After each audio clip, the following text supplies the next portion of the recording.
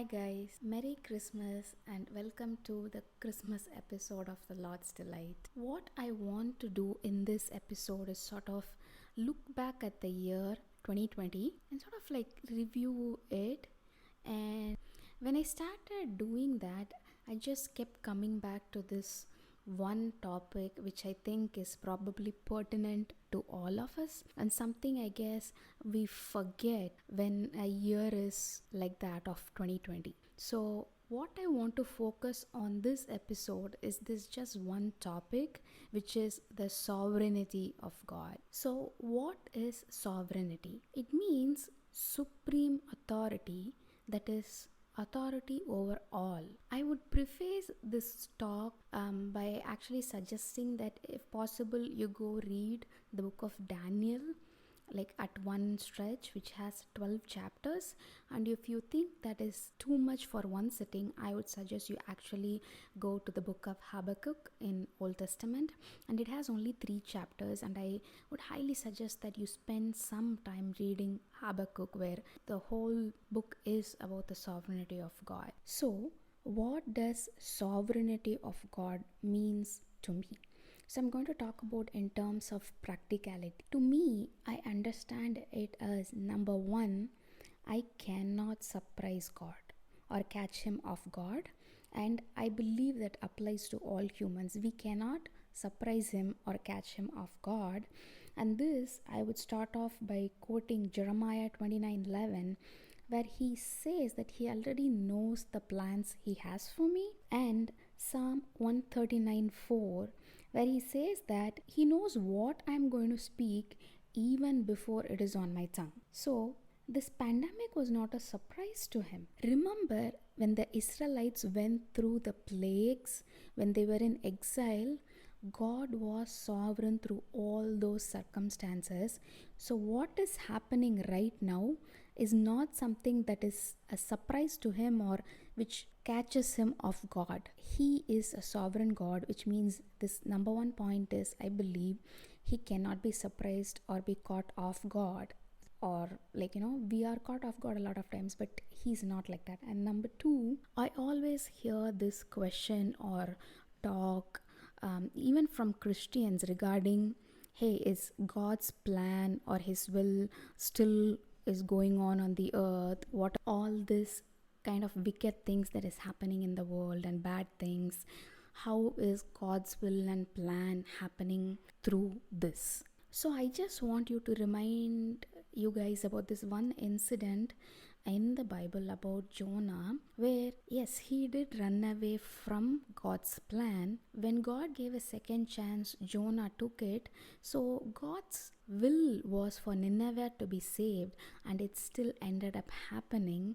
The thing is, we have a God who is also God of the future, so we cannot say that his will or plan is not happening on the earth, because then he is not sovereign anymore. So then we get questions like, hey, there is a lot of unfairness. I was in line to be promoted, but I wasn't. So where is God's will or plan in that? And I just wanted to remind you that God, who was sovereign when Joseph was in prison, he was sovereign when Daniel was in the lion's den. So he is a God who has his plan and will happening no matter what bad things humans come up with. So this is the second point. Remember that even though we see a lot of wickedness and unfairness going on around us, God's will and plan is happening right through it. It's just that we need faith in him and to have him help us open our eyes so we could actually see his plan and will. So the third point I want to talk about is, people also have this question of, see, I see perversion of justice everywhere, goodness or kindness in the world is depleting. Among this, where is God if he is sovereign? I'm not going to lie, I have asked God the very same questions, and not just me. If you look in the Bible, David has asked this, and if you go read Habakkuk, all the same questions have been already asked in the Bible and answered. He was the same sovereign God who was in control when his own son was accused unjustly and he was hung on the cross. He was in control then, God is still in control now. As a human, even the disciples could not comprehend the enormity of what they had seen until a later date. And I would like to, remind you about Isaiah 55 verse 8, where he says, "For my thoughts are not your thoughts, neither are your ways my ways, declares the Lord." Because as humans, we would have lauded if Christ, who rose up on the third day, after resurrection, would have come and mightily took revenge on his enemies or people who put him to death. He didn't. He actually forgave them, and as humans, for us, that is incomprehensible. And so his ways are sometimes not comprehensible, but he is still sovereign through that as well. Fourth point is, including me, we all complain that, Lord, people who are wicked seems to flourish, and people who are just and fair seem to have nothing but trouble.